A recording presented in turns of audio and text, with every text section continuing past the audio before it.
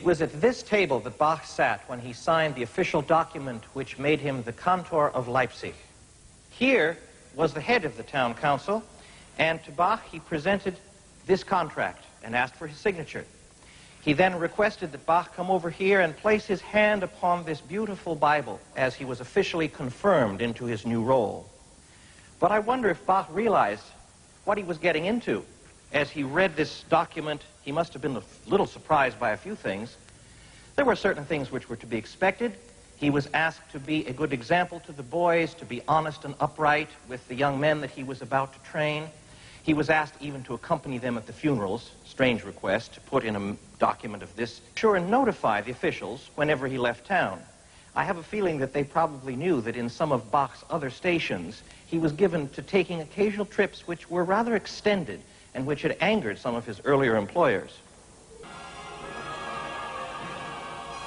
Bach's friend, Matthias Gessner, described him in action as a performer and conductor. If you could see Bach playing the harpsichord with all the fingers of both hands, or running over the keys of the organ with both hands, and at the utmost speed with his feet, if you could see him singing with one voice and playing his own part, but watching over everything, even 30 or 40 musicians, giving the right note to one from the top of his voice to another from the bottom, all alone, right in the middle of the din, holding everyone together, full of rhythm in every part of his body. The accomplishments of our Bach achieve what not many Orpheuses could. More light-hearted vein. Unfortunately, most people think of Bach as a writer of very serious, very heavy music. And that's mostly our own fault.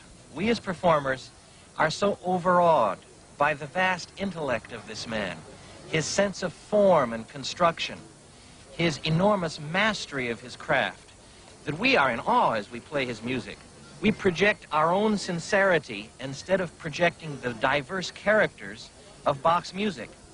We're also not always as aware as we should be that even in his most serious music, he was dealing with forms which originated in the old dance music that he had inherited from many centuries before. One of the places in Leipzig where his secular music was performed is the Bose House. Bach knew the prosperous Bose family well and enjoyed making music in their home. Today, it houses the Bach Archives and Museum.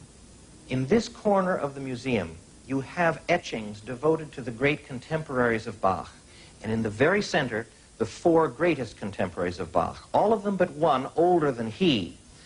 The one who was born in the same year, 1685, is the one on top, George Frederick Handel. And even though he was born in Germany, in Halle, he really represents England because he lived most of his life in London, where he wrote many operas and many oratorios. The other German in this display is Telemann, for whom Bach himself had a great deal of respect.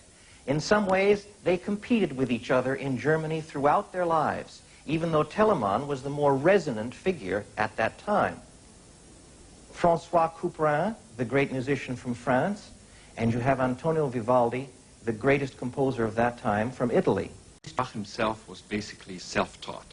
I mean, he picked up things from his models, father, brother, uncle, and so forth, but he was basically learning how to compose from studying other masters' music.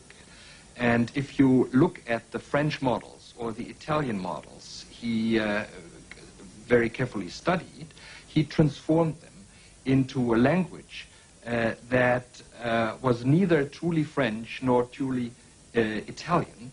He combined the two styles in what the Germans at the time called the mixed style, and then in addition